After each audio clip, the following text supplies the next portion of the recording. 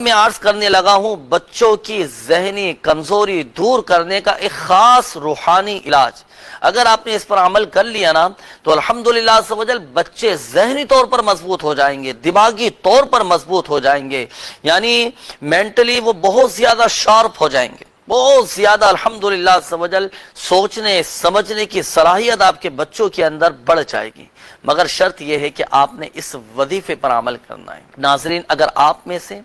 آپ کی فیملی میں سے، آپ کے بچوں میں سے اگر کوئی ذہنی کمزوری میں مبتلا ہے تو یہ خاص وظیفہ نوٹ کیجئے گا۔ اس کا ایک مخصوص طریقہ ہے، وہ یہ کہ 786 مرتبہ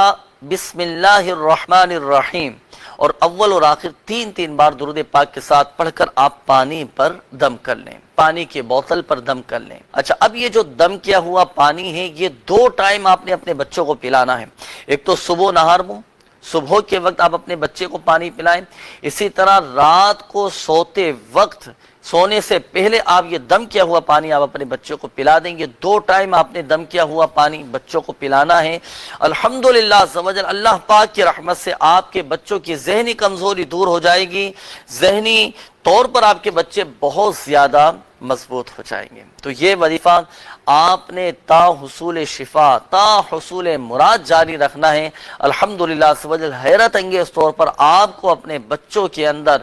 ذہنی طور پر مضبوطی محسوس کریں گے۔